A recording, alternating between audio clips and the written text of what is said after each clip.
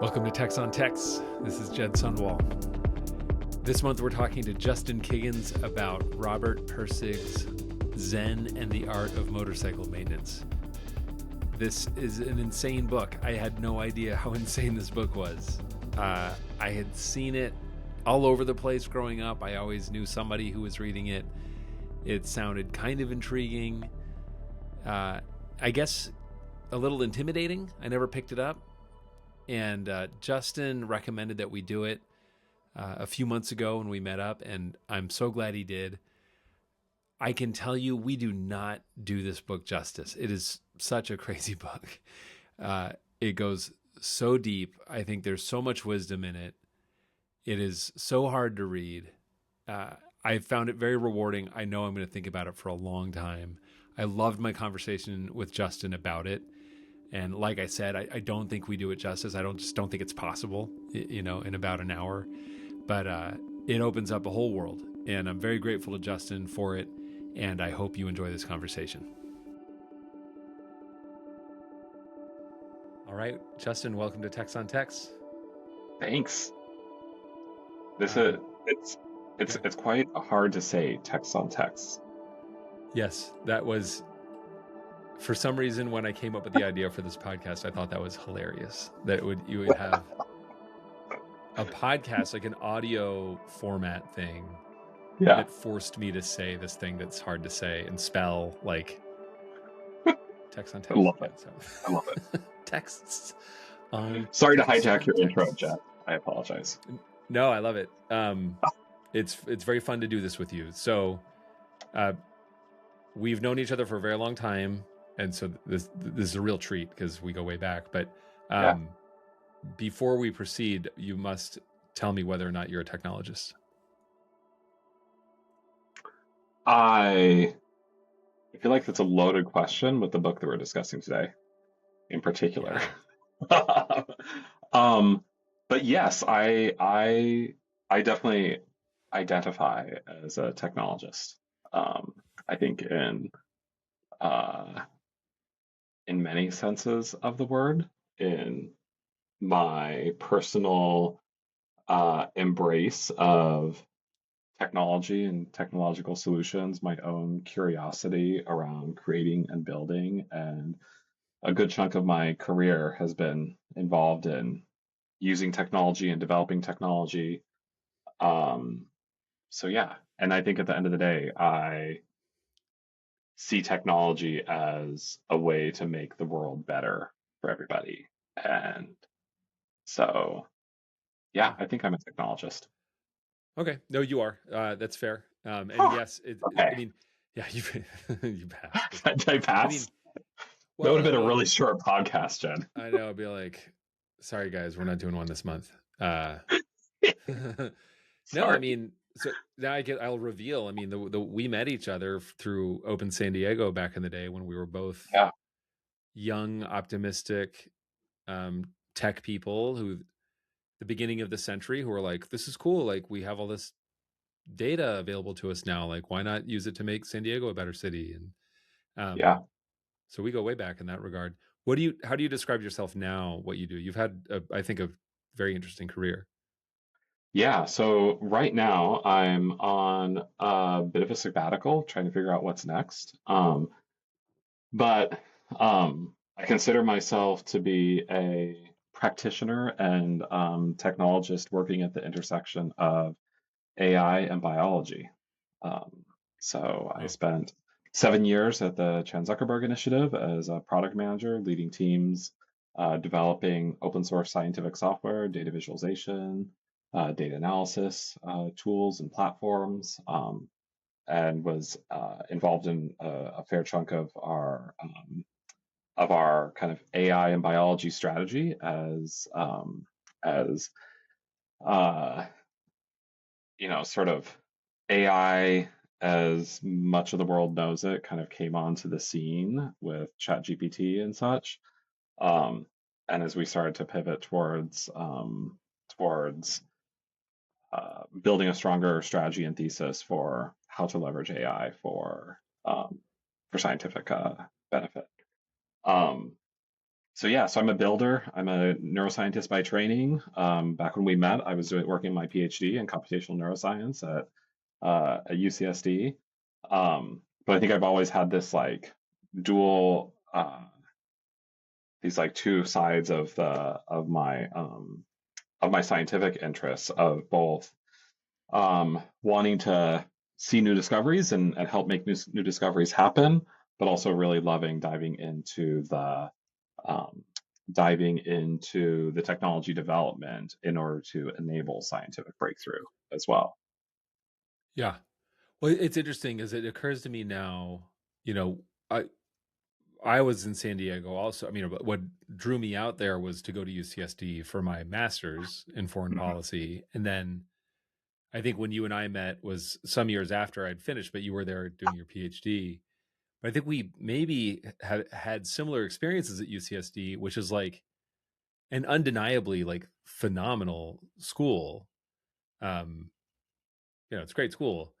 And also, like many great schools, not keeping up with the times. Like I was finishing my master's in foreign policy, and like the internet is becoming a thing very rapidly. It was nothing like what it is today with like, I mean, today it's overt like how entangled AI and cloud computing and everything is with geopolitics.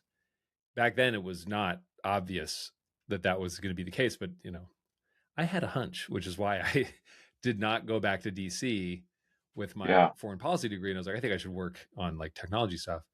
But I was frustrated that UCSD didn't seem to. There's just all this interesting stuff happening on the internet, and I'm like, why aren't we doing stuff with that? And are, I am I right that that was kind of similar with you? yeah. I mean, I think so. I think especially, I think maybe in the neurosciences program, there's maybe a little bit of a stronger um, embrace. And I was in a lab that was very, very very hands off and gave us grad students a lot of room and leeway to lean in and to adopt new things. And so I think in my day-to-day work, as far as my like laboratory work went, I Yeah. think that my PI um, and the intellectual environment that I was in was very forward thinking and forward looking. And Okay. actually, it's funny. Like now, as I think back, it's like I of those of us that were kind of in my lab and in my cohort, there's like many who have gone on into the startup world and um Okay. into like into um supporting as like program officers and like ARPA-H and stuff. And so it's like I think that Okay. my like immediate intellectual community was very forward looking. Um, but yeah, I think that the sort of the um, I think particularly in biology, like as you step a little bit further out, there's sometimes a sense that like a lot of it is like pipetting, like you're moving fluid, like Right. you spend years and years Yeah. moving fluids from like one container to another. And it's not always clear what those opportunities might be to sort of like embrace novel technology, embrace that forefront in order to, you know, Right. to, to accelerate things and speed things up. So, Okay. um, yeah. Yeah. Okay. Well, I think we're anyway, we found each other for a reason, and like I Yes. think we've been pushing our respective domains for a long time. So anyway, it's really cool to be able to do this with you. So And today we're actually, talking to about. circle Yeah, back go on ahead. that really Yeah, quick. yeah, So one of the things that reminds me too, like part of the reason, like why was a random neuroscientist involved in Open San Diego? that's a good Like, question. and so part of it for me is that like in my undergrad, um I was involved in some nonprofits working with refugees in the Phoenix area. Before I went to grad school, I was in Cairo, Egypt, and like helped to launch a nonprofit that was using SMS messaging to report election violence or not to report street harassment. Uh, and so I remember when I came to San Diego, one thing that I was missing, like personally, in the intellectual environment of like the neuroscience program, was that like broader impact piece, was that piece of like, Yeah. okay, but how do we like, sure, this technology is going to move forward, like the science that I'm doing, but that often felt very insular to me. And so one of the things that, one of the reasons I showed up at Open San Diego was like, oh, here's this like how do we use open data and like improve like civics and politics and like Yeah. well-being at more of like a at a bigger scale. So anyways, Yeah. yeah, I love it. It's funny because so I started Open San Diego because I had been doing gov tech stuff at the federal level, but I was working as a contractor for the federal government from San Diego. And I came at it sort of from the opposite direction where I was like, I'm operating at a very big scale at the federal level, and that doesn't yeah, matter to most people's day-to-day lives. And I'm like, how yeah, we need to get totally. to the municipal level. And you're like, I'm working on like neuroscience. Like, how do I get out of like inner space and into the municipal? Totally. So Yeah, anyway, we yeah, met in the middle. love it, Um, love it. okay, so yeah, so we're going to talk about your suggestion, which I very much appreciate, Zen and the Art of Motorcycle Maintenance, by Persig. I don't know how to say his name. I don't know Um, exactly. That sounds about right to me.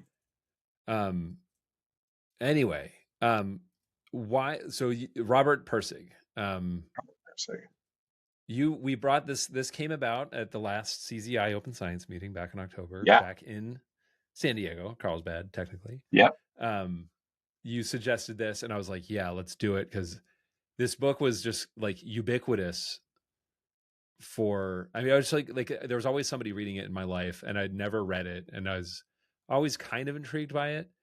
yeah, So thank you for nudging me to read it. I'm over to you as to sort of like why this resurfaced for you because you'd read it in your yeah, 20s, right? yeah, Yeah. yeah. No, I read this in my 20s. I read this book when I was in college. Um, I started out undergrad as a music major. I was an oboist. I wanted to be a band teacher. Oh, you'd be Um, great at that. I think I would. Um, I like spent a year getting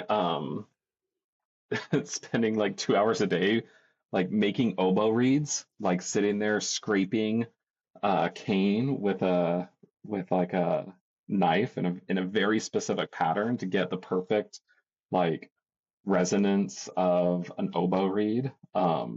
It's a whole thing. It's like I love it. it's a craft. It is a technology, I would argue. Um, and but then got really bored in some ways with like trying to build a career out of music and pivoted in undergrad to engineering. Started studying mechanical engineering. Thought I was going to design race cars. Um, and then realized that there were people who were studying music in the brain from uh like a neuroscience, neuroscience, neuroengineering, like kind of different paradigms and stuff. There's like a seminar series that happened at Arizona State University that I attended that just like opened my mind to be like, hey, actually, maybe I can do like leverage my technical skills and my math and like science interests and orient this um towards this thing that I love, which is music and understanding how that works. And so that was the setting for Justin and kind of like who I was at the time that I read this. I don't remember exactly when I read this in college, but it was Yeah. definitely I think this time where I was grappling with these two sides of me that felt at odds at times, which was this like um, you know, the kid who's like good at math and good at engineering and plays the oboe and like finds a lot of value in the experiential. Um, and so I think that yeah, so I think that's one of the things that like really resonated for me about this book when at that time in my life was that, Yeah. it kind of charted a path to reconcile some of those things. And and it's one of these things that I think, the thesis of the book, around, and I'm sure we'll get into it a little bit, but around quality and like what that means and kind of where where the like strict, kind of deductive aspects of the scientific method break down and where that creative aspect, needs to come into play, has just like shown up for me over and over again through the years. Like it's Yeah. one of these like concepts that pops into my head, at times. And I think over the past like 2 years, 3 years, with the rise of AI and all of these efforts to use AI um, to augment or replace, creative endeavors of humanity. Right. Um, it's one of these things that I'm like, I wonder what Piercing would think about this. Like, I wonder what like how do I think about this and reconcile this in the context of some of the concepts of Zen, the art of motorcycle maintenance. So yeah, so it was one of these things that had been coming up, and Yeah. last year in particular was when it really, I think for me, started to come to a head because as we were leading up to that meeting in San Diego and stuff, you had, I don't know, like a half a dozen, big, headline announcements of Mhm. AI scientists that could like do the scientific method and generate hypotheses and read the literature and analyze data and have these like novel, discoveries. And so yeah, it was one of these things. I'm like, where does Piercig's like thoughts fit into this brave new world that we're in? Yeah. Oh man. Yeah, it's very good timing. I mean, it is, immediately upon reading, I was like, oh, this is like the perfect book for this podcast. Like, um, it's a little bit like, yeah, thank you. So thanks for suggesting it. I've always thought like, like the podcast should be about like literature. It should be more about like fiction, prose kind of stuff. This is Mm-hmm. not, this is such a weird book because it is, Such a weird book. it's semi autobiographical. It's autobiographical, but like, It's like thematically it's also, autobiographical, yeah, right? Like but it's a philosophy book. It's a book about it's a philosophy of philosophy science. book. Yeah. Yeah. It was not what I was expecting at all. Like immediately I'm just like, this book is weird as hell. Like, um, because it's like he's on a motorcycle trip. I'm like, that I understood. Like it's him and his son and some friends are on a motorcycle trip. And then he talks about this like specter, the ghost of Phaedrus, like haunting him. I'm like, what? It's like What is it? spooky. um, and Yes. then actually I was, going through all these notes that I took, and it's like chapter 6, I take this note. I'm like, this book is doing serious philosophy. I'm like, this is interesting. Little did I know the whole book was just going to get more and more serious. Right. um, so, okay, well, so anyway, I mean, there's this is a very rich, it's a deep well that we're going to be able to draw from here. I'm curious to get, so upon rereading it Yeah. in this age, what do you think Yeah. Pirsig would have to say? Yeah.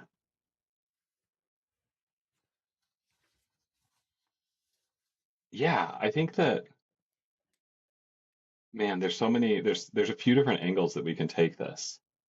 Yeah, I think one thing that, one of the first things, um, I think one of the first things that stood out to me, early in the book is when, he first starts setting up this like starts anchoring in the motorcycle maintenance, metaphor, and starts anchoring this concept around, and sets up this contrast between himself and the couple that they're riding with and their approach to motorcycle maintenance, right? right. And this is one of these themes, and he contextualizes this around, moralizes it, but also like sets it up in this like broader context of the 70s and sort of the, political like, strife in that time and such, and the culture wars Yeah, and such. Um, But one of the first things that like has came to mind for me was like in this era with like we see this like almost Ludditism around AI, you know, this like Oh yeah. pushback from creatives, from um, I mean, there's a whole variety of different, you know, sometimes it's creatives, sometimes it's people who just don't trust it, don't trust big tech. Like you get a Right. bunch of this like pushback going back in there as well. Um, and I find that, and I think it's one of the interesting things that like the people who for whom it's a little bit closer to kind of understanding the basics of sort of like how AI works today are the ones who are most eager to embrace it as well. Yeah. And so there's one piece of this that I thought was really right. Like if this was written today, it might be like Zen and the art of like training an AI model, right? Right. Yeah. Like that piece of this is one of the pieces. So like there's a sense in which I kind of feel like Pirsig would be embracing and leaning into the technological aspects of AI and Yeah. how it works, where it doesn't work, uh, what Yeah. have you. Um, Yeah. but then yeah, Well, but yeah. I then mean, when you, yeah, actually, so I'm gonna should see we if go I on can that track for find. a second? Yeah. Yeah. Yeah. Well, no, I mean, so yeah, I mean, I thought sort of like right at the beginning when he's just like, because yeah, you imagine the '70s or something like that, and there's it is hard for me to imagine. I mean, I was born in 1978, but like, but there was a time, you know, throughout the 20th century where like things are industrializing, and you just have like more manufactured things everywhere. And like, I mean, Yeah, this is a note that I copied, if I can find it, um, where he's just like, you go through a heavy industrial, this is quoting, so yeah, so you go through a heavy industrial area of a large city, and there it all is, the technology in front of you are high barbed wire fences, locked gates, signs saying no trespassing, and beyond through sooty air you see ugly strange shapes of metal and brick whose purpose is unknown and whose masters you will never see. What it's for you don't know, and why it's there there's no one to tell, so all you can feel is alienated, estranged, as though you don't belong there. Pretty heavy. yeah, um, but he's like, this also is the world. This is a human world created by humans. Like, and that whole passage ends. He said, the Buddha, the Godhead, resides quite as comfortably in the circuits of a digital computer or the gears of a cycle transmission as he does at the top of a mountain or in the petals of a flower. To think otherwise is to demean the Buddha, which is to demean oneself. yeah, So, so yeah. So there's this kind of like, I'm just going to like recapitulate what you said. There's a resistance to like these big AI models and, you know, whatever these entities are, these companies that are producing them, because it does feel alienating and weird and soulless. And yeah, also, it's still a human creation. right, Um, and and if you were to understand it intimately, you would recognize that. right, yeah, yeah, Yeah, yeah, yeah. yeah, totally, yep, But then, but you also remind me, surprisingly, because I have like so many pages printed out. Um, you know, late, but this is much later on in the book when he's going like really hard on quality, like what is yeah, quality? And so I'm skipping yep, ahead here because we'll have to get to this, but he's just like, um, he basically says like, oh gosh, I mean, I don't know if I can even. It's that's the problem with his writing is it's so dense. it's so And dense, and it's so like appropriately comprehensive. You can't summarize it very easily. Like right, there are times exactly. reading the book, I'm like, why is this so long and why is he going on so long? But it's like kind of hard to summarize. Um, I have a broader thesis there too, but we can come back to okay, that. we'll come back to it. Well, so he's talking about quality and he's talking about dualism, right? And he's just sort of Yep, like, we are, we live in a world where we think that we're separate from things. And in any case, he says, what what we end up with is that like we have all these machines and devices and things that when you are that like that are manufactured in our lives that are wholly separate from us, and we're perceived as users of them. Mhm. And so, but the result of this, here's just where I'll quote. He says, the result is rather typical of modern technology, an overall dullness of appearance, so depressing that it must be overlaid with a veneer of style to make it acceptable. And that, to anyone who's sensitive to romantic quality, just makes it all the worse. Now it's not just depressingly dull, it's also phony. Put the two together and you get a pretty accurate basic description of modern American technology: stylized cars and stylized outboard motors and stylized typewriters and stylized clothes. Um, and so so I'm skipping pretty far ahead here where he's Yeah, like, you don't understand the materiality and like the intricacies of these technologies that are now a part of our lives. yeah, And as a result, you're alienated from them. And as a result, you don't want to see what they actually are. And so you have to put a veneer of style to make them look nice. And what you end yeah, up with is stylized garbage. So I'll stop yeah. there. Yeah, I think you're 100% right. So I think that, and I think we see that today too. I think that was one thing that was striking to me too. It's not like that has changed in the past 50 years either, right? Like those comments resonate with me in many aspects Absolutely.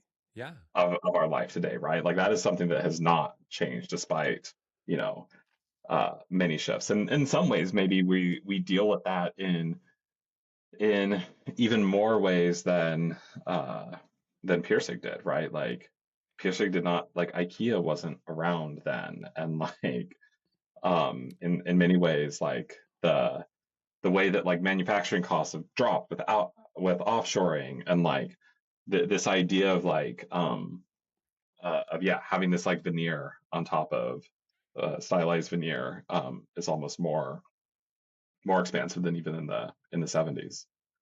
Um, yeah, I think one of the things that I think is really so, as far as his prose goes, Oh, yeah. and reading it again too, like there's, I think one of the things that I love about this book, and it's hard to describe it to people. And so I apologize to anybody who's listening to this podcast who has not read this. Um, because it is, you basically have, and here's, we can have spoilers, right? Of course we can have spoilers. It's an all spoilers Um, podcast. Yes. Yeah. it's not a spoilers podcast.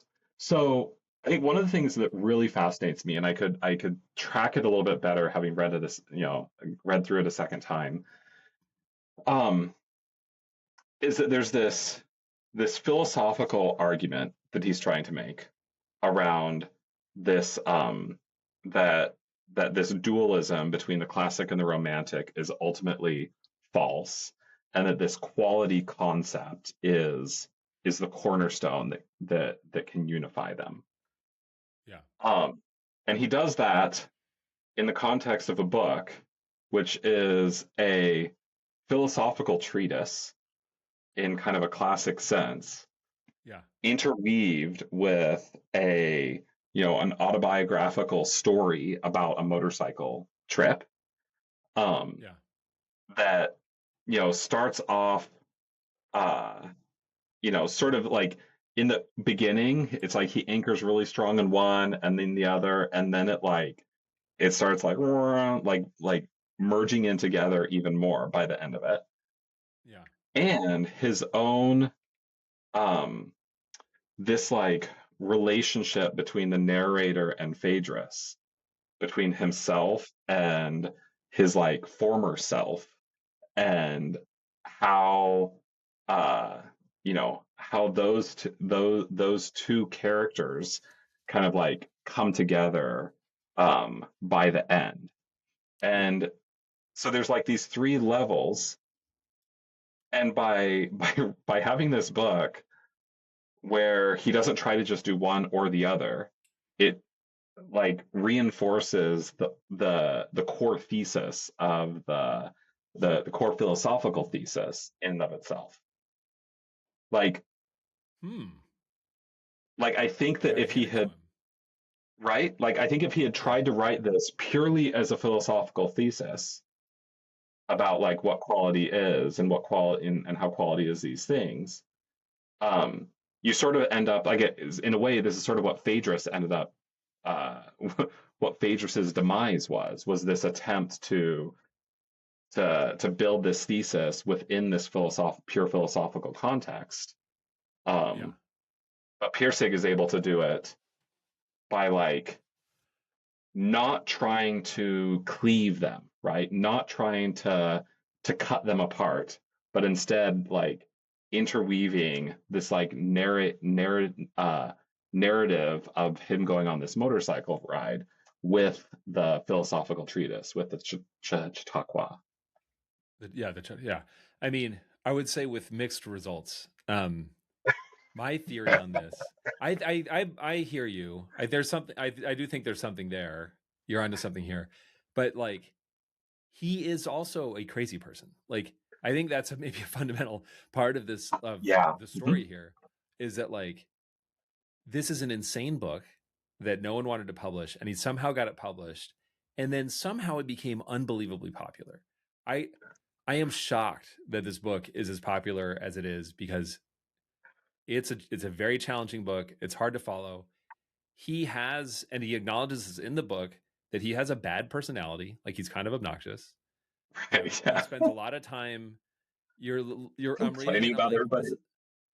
Yeah, he's just like, and here's the part where I owned the professor at in Chicago and embarrassed everyone. Like, um, Right. Yeah. but I mean, Yeah. I just looked this up on Wikipedia. Like he was, and like I don't know what the state of mental health assessments were in the 60s, but like was diagnosed as a schizophrenic and was given like electroshock therapy. Like, Right. Yeah. yeah, Yep. this book is, I think, so my counter to your argument. Yes, what you said is quite interesting and would make it's a very elegant case for like the structure of the book. And also, I think this guy is crazy. Um, and I mean, and truly Yeah. brilliant. Like I'm reading it, and I'm like, Right. Right. Yeah. I think this guy's really smart. Yeah. Well, and He's and like I the think, and in many ways, like, and like so much of the book is also, and this is the thing that I think hit me as a 40-year-old that didn't hit me as a 20-year-old, or someone in my 40s versus in my 20s, is like, yeah, um, is his his search through this to like to reconcile his mental health, right? To right, reconcile and understand what was going on with this other guy, Phaedrus, and sort of having to like do archaeology in order to yeah, like uh understand his like former self and the way that that shows up with his relationship with his son, yeah, um, in like not great ways, but like also trying to rebuild that relationship. yeah. I gotta find. Oh man, did I not take notes on this? There's one. Okay, I'm like looking at my notes. I just realized I can just search the text file that I have instead of looking at the thing I printed out. Um, Technology is amazing, Jed. I know, right? It's incredible. Um, he does this really. I thought like a very savvy definition of what it is to be insane, which is Hmm. like there's a mythos that we inherit. That's just sort of like he doesn't mention Overton window or anything like that, but there's this kind of like there's like sort of like a realm of like expectations of human behavior and like a way to see the Hmm. world that like we're all raised to understand. And he's like, if you leave that mythos, you are insane. You're counted as insane. And like he's clearly operating on another level, and that's hard for him because he can see things that other people can't see, and he asks annoying Yeah, questions. And yeah, and the truth is that he's some form of mystic who can sort of see a broader world or from a higher perspective, and that means he's insane. And he has to get in yeah, line and come back in and fall in line, and that's yeah, hard for him. Yeah. yeah, yeah. And I Okay. think that So I also, want to. yeah, Oh, go ahead. go No, ahead. go. No, no, no, no, no. I was just a random thought, but go on. Well, I was going to pivot to the Jurassic Park thing, or what I Yeah, thought. let's hear it. Um, Oh yeah, well, so what's your Jurassic Park tie-in? there's very good the the book does lots of good philosophy of science, and I think Jurassic Park does too. So when I did an episode about Jurassic Park last year, and I was just that's a book that I read like when I was 14. I read Right, yeah, read in my 40s, and it's like it's really good. Um, but it's this is the quote that reminded me of Jurassic Park. It's from chapter 21. He says, "It's in the area of science that I want to focus attention in the immediate future, for this is the area that most badly needs the relationship established. The dictum that science and its offspring, technology, are value free, that is, quality free, has got to go. It's that value freedom that underlines the death force effect to which attention was brought early in the Chautauqua. So, um, what I wrote in my notes is like, it reminded me of in Jurassic Park, it's Ian Malcolm who's like, science is always like a violation of nature. Like, I mean, the language is very strong in Jurassic Park. It's like a rape Right. of nature. And Persic talks about this a lot as well, is that like, as we try to understand the world and structure it, like something is killed along the way. Like as we gain new understanding, he's like, Yeah. something's killed, something's also born. But what Ian Malcolm talks about, I guess Crichton really is talking about in Jurassic Park. He's like, you can't pretend that you're just doing science like with no values and just being like, let's just see what happens. He's like, you're going to discover something and it's going to change the world, and it inflicts violence on the world as it exists right now. Something good might come Yeah. out, something that we determine to be good later, but you have to understand, like, what are you doing this for? You can't pretend that it's value free. So Yeah. that's my, yeah. Yeah. It's interesting. I didn't, certainly with Pirsig, I didn't pick up that value piece in here. I picked up the value piece more in in the aesthetic sense, more in the like in the quality sense. Yeah, that's where he spends most of his time. But Right. yeah, so go Yeah. on. Yeah. Um, but one of the things I think is what was I gonna say with that?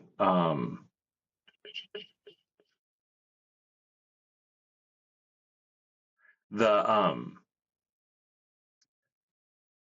it kind of reminds me, it makes me the sorry, just to kind of reflect on that. There was this when we lived in Cairo, I had a friend who recommended a book to me of essays of something technocracy, something.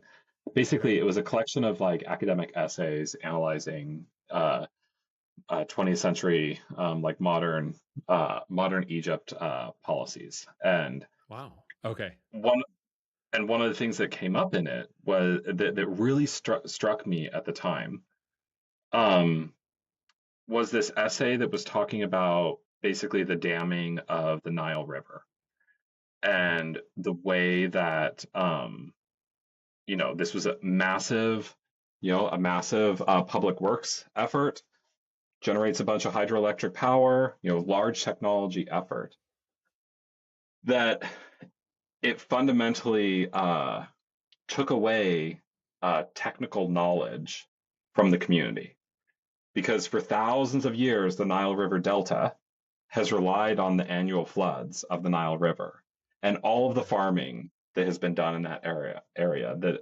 for hundreds thousands of years of history is like has relied on that flooding. And so how to farm in that farmland is like local knowledge that has been, passed down and inherited over generations. Yeah. And that the development of this new technology um, effectively removed that knowledge from the world. Yeah. Um, and it was one of these things that I thought was that just kind of very much blew my mind at the time that like okay, a new technology development isn't always necessarily new, right? There is something lost um, Right. even with a new technology development. I think this is one of the things that we're seeing with AI right now and a lot of the fear too, not just from individuals, but like I see this in like you see this in conversations around software development and um and touches on like scientific stuff as well. It's like okay, we lose um if our AI systems write all of our code for us, then who is the one who knows how it actually works, right? Right. And this shows up I think in scientific stuff especially because like there's a certain level of accountability that we have through the peer review system and whatnot for somebody to sort of like vouch for the results of a scientific study. Yeah. Um, And like if we start relying more and more on, I think that's one of these big fears, right? That I feel like is sort of pervasive. It's like if we rely more and more on this new technology that's coming about, what are we losing um, from ourselves? Right. I mean, dude. I mean, this is like, I love this stuff. What's crazy as you were mentioning that, and like this idea that like this knowledge is being lost, it reminded me of uh what I didn't realize. This is a bit of Aristotle that I read in college. Okay. I guess it's Socrates or something like that. I can never understand what this means. Who like I mean, it's what it like wasn't because Aristotle was Socrates' student, but yeah, disagreed but on like some things. But everything we know about Socrates is because Aristotle wrote it. Isn't that right? it's because like I think Plato wrote it. Oh, I Plato think too. it's Sorry, yeah. I'm See this horrible. thing? I don't know. Yeah, we're like, look, I'm just a tech guy. I don't know. But it's okay. So it's Plato. So I've got it up here. It's Okay. in the book is called the Phaedrus. Okay, so Oh, right. Uh-huh. interesting. Um, Plato recorded Socrates' discussion of the Egyptian myth of the creation of writing. And so Okay. this is a story of this somebody, I guess it was a god named Theuth, or Themis goes to an Egyptian god named Theuth. I don't, let's not belabor this. I'll put it in the show notes. People can read it. Weird names, Themis and Theuth or Thoth or whatever. But the point is that um, Theoth, it just sounds like I have a lisp, but it's Theuth. Theoth. He's like, look, we've invented writing. Like, isn't this cool? He takes it to the Egyptian king, um, Thamus, and he's like, writing is awesome because we can write down these things and we don't have to remember them. And Thamus or whatever, he's like, that's really neat. You're gonna forget how to remember things. Like you're gonna lose the ability to remember things. Which is which is kind of like an old way of documenting wisdom. It's sort of, oh, that guy's really smart. He Yeah. knows lots of stuff. He can remember lots of things accurately. And it's like, no, we don't need to do that anymore. We can write it down. And I think, if you consider, as I do, writing as a technology, Yeah. the written language as a technology, we've been doing this from the beginning, which is basically a technology emerges, it creates new capabilities for us, and whoops, it changes what we think it is to be human over and Yeah. over and over again. And I think Pirsig is onto this in that he has this thing about hypotheses, um, Yeah. where he's like, the purpose of scientific method, I looked it up, it's the purpose of scientific method is to select a single truth from among many hypothetical truths. That more than anything else is what science is all about. But historically, science has done exactly the opposite. Through the multiplication upon multiplication of facts, information, theories, and hypotheses, it is science itself that is leading mankind from single absolute truths to multiple indeterminate relative ones. And you think about this in the context of AI, like AI scientists that are coming up with Yeah. hypotheses, where again, Pirsig is like way ahead of things because he's thinking all the way through. He's like, then what are we going to be left with? It's Right. still like Yeah. there's a quality, there's something driving us towards something that we can't Yeah. articulate, Right. and we need to tap into that. Yeah. And I think this gets to the heart for me of my uncertainty in some ways around what the future will hold with AI uh, in the scientific field. And what I mean by that, if I to be a little bit more concrete, is um, sort of the reliance on uh, agentic language-based reasoning models to generate hypotheses, integrate knowledge from the scientific literature, uh, design experiments, run experiments, interpret experiments, right? So like as you go through that cycle of the scientific method, like a big piece of what Pirsig zeroes in on is like actually there's this one spot, this hypothesis generation spot that is fundamentally creative. It is Right. non-reductive, like that is, there's the whole chapter on the stuck screw, right? Yeah. And it's Yeah. like, that is this piece that is necessary to that where these like two sides need to be reconciled, and where we need this like intuitive sort of pre-conscious quality in order to like lead the charge and to enable things. Um, what's interesting to me about that is that that's one of the areas that people are being able to point to some of these AI systems to be able to do in kind of the scientific world. And there's Yeah. some good proof points around like new discoveries and like new things, or like identifying, generating a hypothesis that like it turns out there was another lab that did the same thing. So, there's some proof points there. I think where I see some risks is um well, I guess in like two pieces of this. One is um there's some evidence. There's a paper that was a Nature paper back in January that was analyzing the use of AI more broadly, so including like computational methods, like as part of scientific productivity for Yeah. analyzing data and whatnot, um, that identified and argued that the field of science that is like leveraging AI, that like adoption of AI actually shrinks the scope of scientific inquiry, Oh, interesting. because it's a really interesting analysis. It's a big meta analysis of a bunch of literature. But basically, it's like uh, by invest for by investing heavily in like AI driven science, you end up doubling down in areas where data is already plentiful.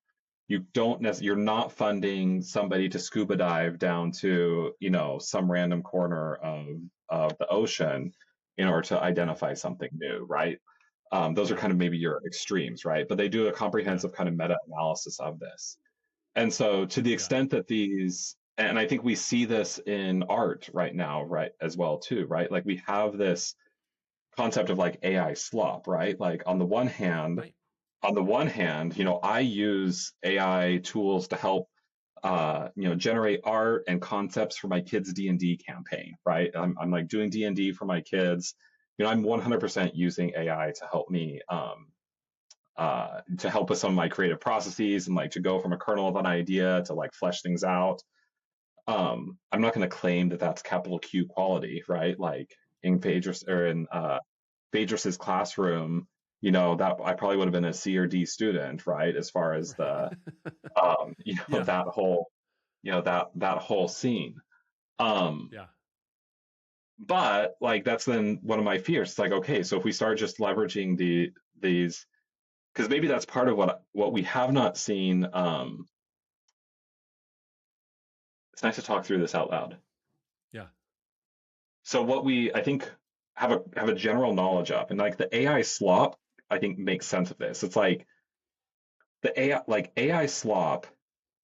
What if there was an AI agent in that classroom with Phaedrus and those students when he goes through this whole excursion of having them Yeah. define quality and do quality stuff, right? Like, what if one of those students was an AI system, one of our current AI systems, or one soon to come, that was participating in that venture? Like, would the product of that system be judged by Phaedrus and the other students as being quality? And I Yeah. suspect not. Certainly not with the current state of our AI models. No. Yeah. Um, Well, I mean, this is the funny, oh boy. I love this book. Is just sets you off in like so many different directions. Because like I was thinking about slop earlier when I was talking about sort of like the stylization of everything, So it's yeah, like, mhm, oh, yeah, you want to slap some like snazzy copy on your stupid idea? Like we can do that. And you can yeah, tell ChatGPT or Claude to write a blog post about anything, and it'll yeah. write this post. It's like, we all thought it was about this, but it's not. It's about that. The real problem is Yes. always this, and it's just like, and it'll write this very kind of like on surface level kind of like convincing punchy prose, but like the ideas are not there. Yeah. I Uh-huh. mean, sometimes they're there. I mean, like, I give it good ideas and it comes up with some okay stuff, but Right. like No, no, the yeah. style of everything is so obviously just kind of stylized in such a way that like it thinks it knows how things are supposed to hit. And to me, it does. I mean, to go back to all of his talk about dualism, is it forces us into this kind of like transactional mode where it's like, here's an idea that I'm going to convince you of, like I'm Mhm. working on Yeah. you to change your mind, you as a user. And no, that's not quality. There's like a purer truth that doesn't need to be like to be delivered that way. Yeah. Um, and that's what real writing, to me, I mean, like the good writing has to be about. Yeah. Um, so, and then there's this also rhymes with this essay that Ted Chiang wrote about how AI can't create art because creating art is about making choices. And it just goes right back to what you just said about how there's something artful about hypothesis generation. Um, Yeah. that like, yeah, maybe you could do analysis to figure out like, here's some hypotheses that no one's ever worked on before, but like, Right. that's not coming from And the same place. Yeah.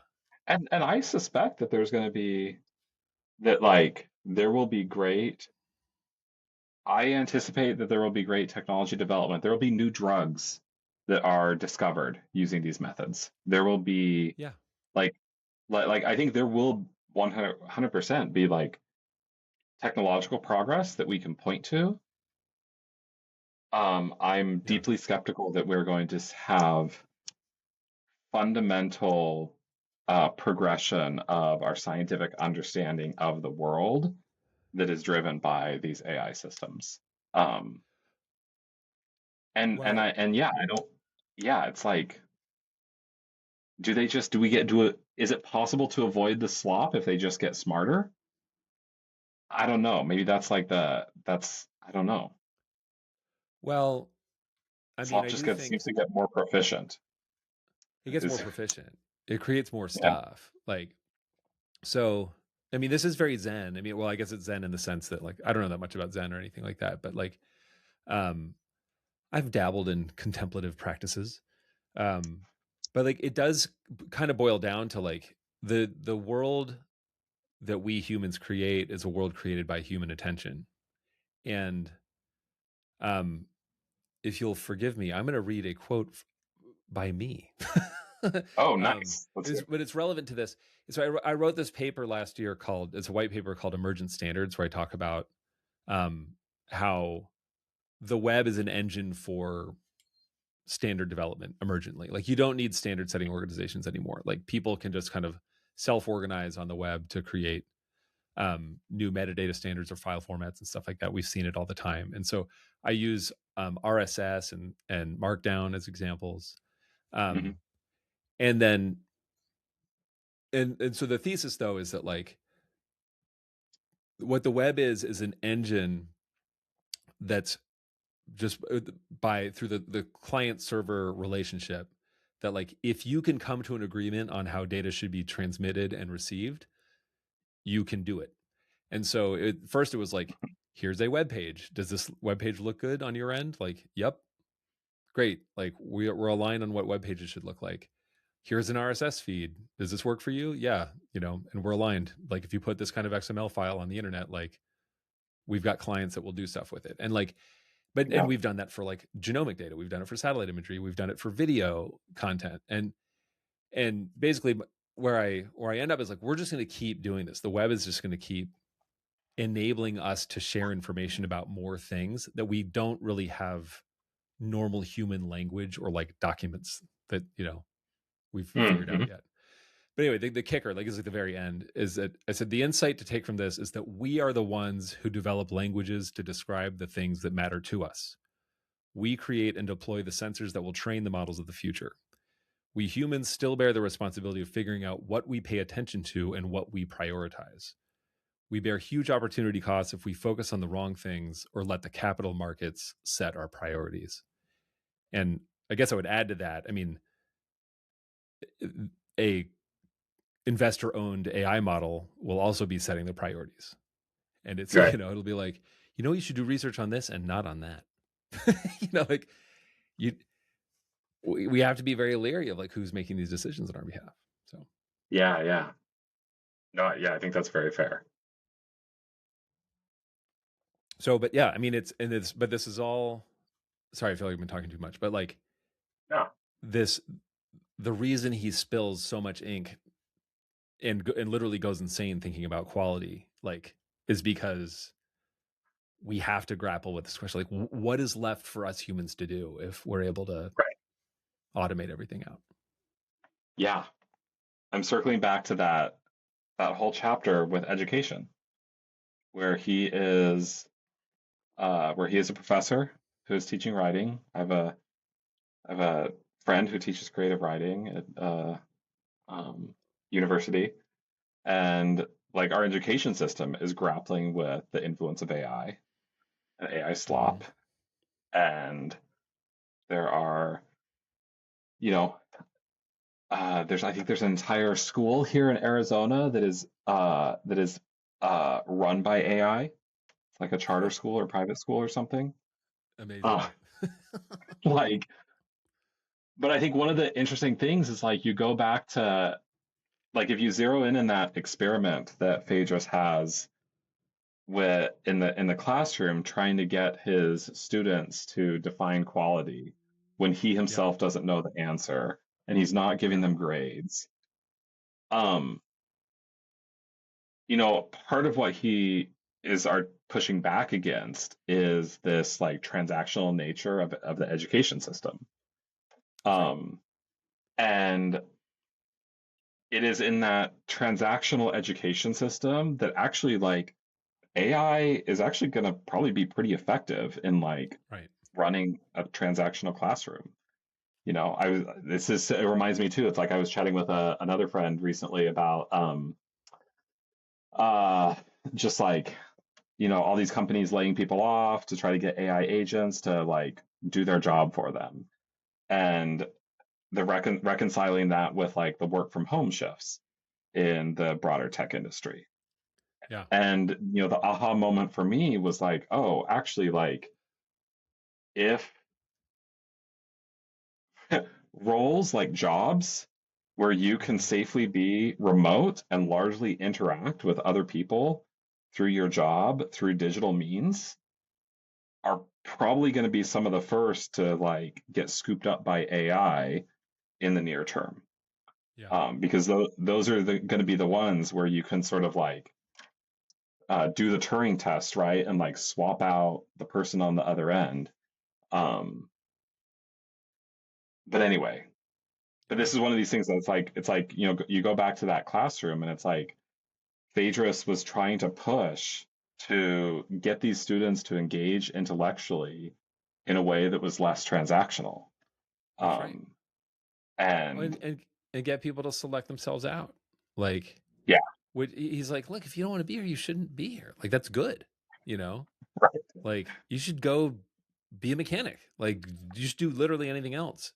Um, and I think there's something to that. I mean, there's a lot of, you know, factories, just sort of paper mill kind of thing where it's like, okay, just, show up, we'll run students through and give them a degree at the end. And, they get a credential and they can go get a job. I mean, I had actually yesterday, I was lucky to have two calls with young people, in undergrad and who were looking for what's next. And um, they both really did their homework and they had good questions to ask, Mm, which was like, I'm like, okay, kids are all right. Because they were interested in the topic and they could engage mhm, like at a quality level. They really sort of like understood like what the things worth asking were rather than like, yeah, what kind of skills should I have to get a job? I'm like, hold on, your goal is just to get a job? Like, that's not, right. it's not really a thing. Like, I mean, there are some places where that's a thing, but this isn't it. You Yeah, know, we're a small team. So we can't really afford to have those kind of bodies. But like and to your point, I think lots of corporations are also going to shed those kinds of people, Yeah. and I don't know what they're going to do. Um, Yeah. it's scary. I think, societally, like, it's a thing to worry about, because we can't have people just, well, I'm like, if people just instead want to, like, this is where I get into sort of like universal basic income thing. I'm like, give them universal basic income and let them play video games. That's fine. Yeah. Like, not the life for me, but some people they might be better off Yeah. doing that than like faking working, I think. Yeah. Well, I mean, Sorry, I'm getting spicy. you It's might like, be right. You yeah, might be right. yeah, yeah. I also think that even uh, just give everybody healthcare. Give everybody healthcare so that they've got like a little bit more room and freedom to innovate, right? Like Absolutely. that Yeah. they've got that like safety net to right to like right because like maybe 100 10,000 software engineers getting laid off from a big tech company, maybe that's 10,000 new startups in the US economy, Right. right? Like there's Yeah. like that's I think Well, part of the promise and hope of some of the AI stuff, but like I don't know. yeah. Well, I'd say it's more like it's 1,000 startups, right? Like, it's not 10% will do something interesting when they're getting laid off. I mean, I don't mean to sound like super pessimistic, but like, not everyone is entrepreneurial. I think a lot of people Oh are no, just kind of no, that's like, fair. just tell me what to do. I mean, kind of like Phaedrus' students. He's like, I'm trying to fail you out so you can go find something else to do with your life. And Yeah.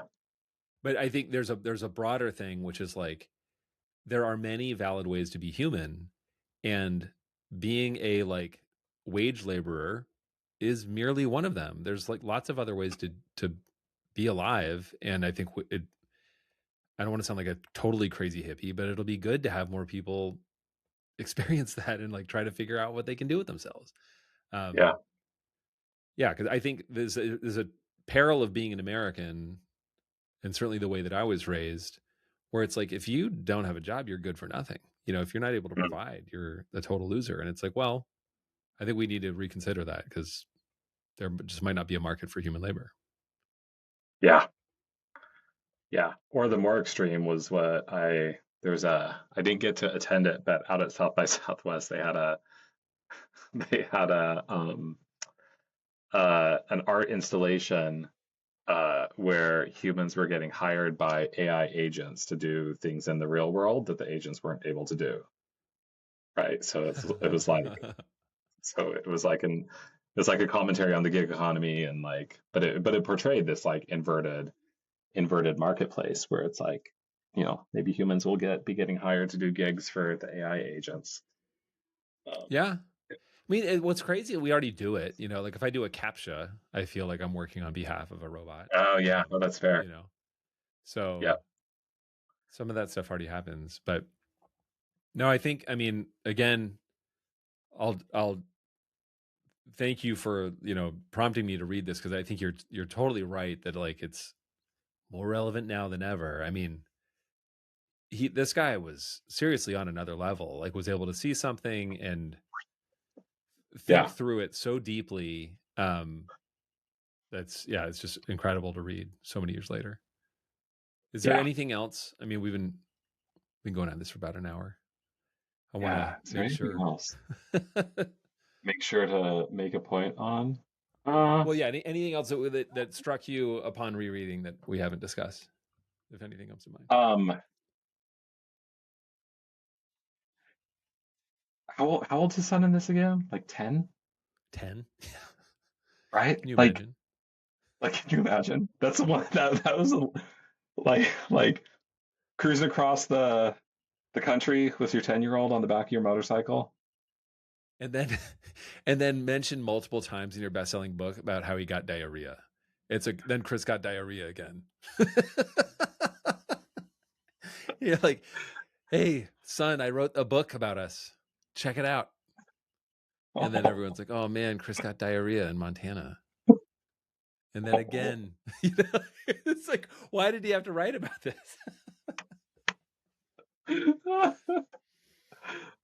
Oh man.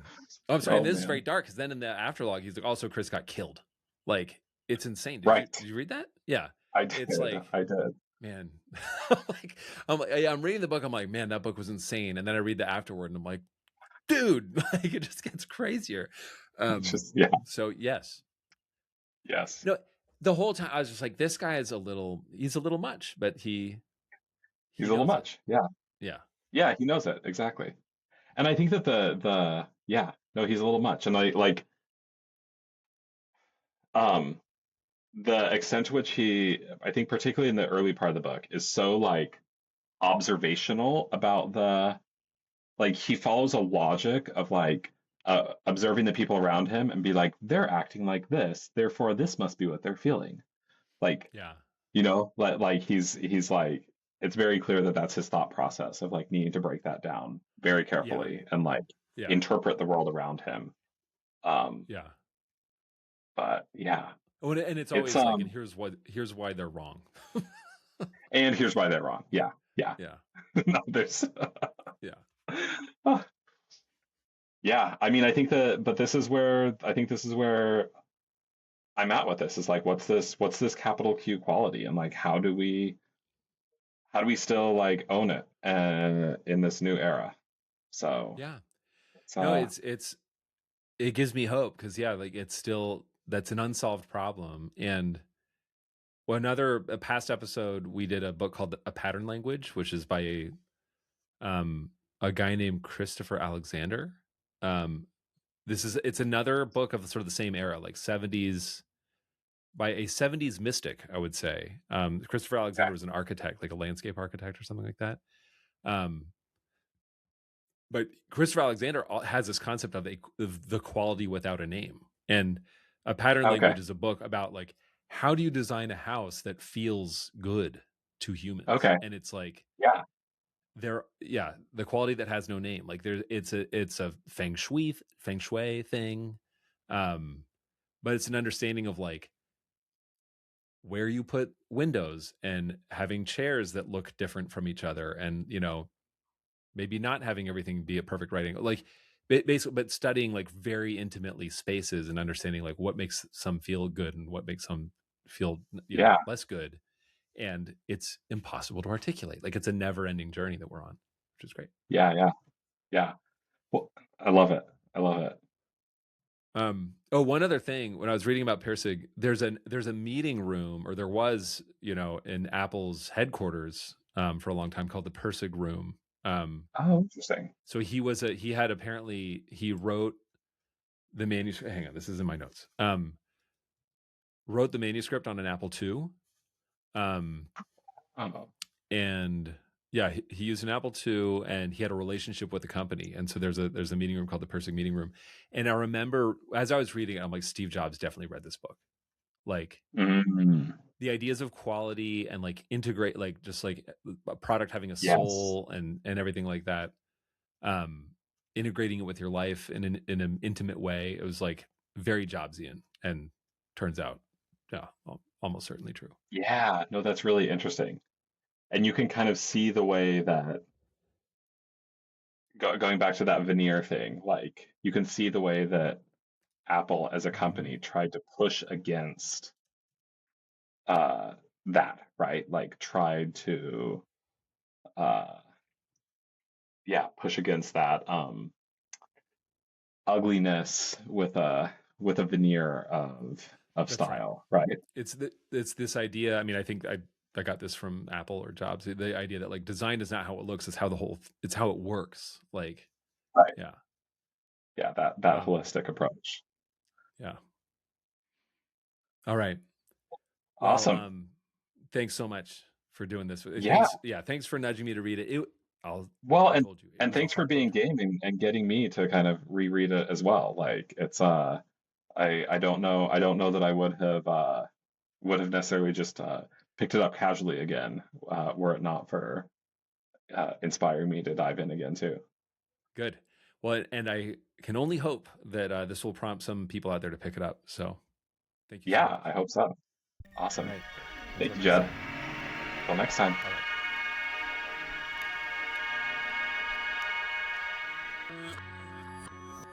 All right. I hope you enjoyed that. Again, I'm super grateful to Justin for coming on and for nudging me to read this book. I'm impressed that he's read it twice now. It's such a dense read. I don't know if I'll ever go back, but I do, like I said at the beginning, I know I'm going to be thinking about this book for a really long time. It's just really great. Also, I just really can't imagine being a 10-year-old looking at your dad's back for a cross-country road trip. You know, I mean, there's so many moments in the book where he's like, Chris seemed upset for some reason. I'm like, yeah, like he's a 10-year-old riding around on a motorcycle with like just staring at his dad's back for hours at a time. But, you know, gotta hand it to him. It's an epic trip. I'm a little bit jealous.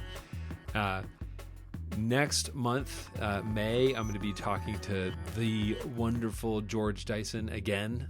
This will be his fourth one. We're going to be talking about a book called The Tale of the Big Computer. I'll put information about that in the show notes here. Very excited about that. And as always, please let me know if you have recommendations for guests or for books. I love to hear from you. You can email me at jed@texontext.net. And yeah, like and subscribe. Share this with your friends if you think they're going to find it interesting. Our intro music is by Secret School. Thank you to Secret School for giving it to us.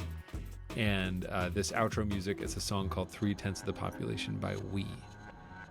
If you want to support our work, like I said, just tell me if you're listening to it. But you can also donate to Radiant Earth. That's a tax-deductible charity that I run. And if you want to, show us some support, just throw some money into the Radiant Earth bucket. We'd very much appreciate it. So thanks all for listening. I will see you next month. Bye.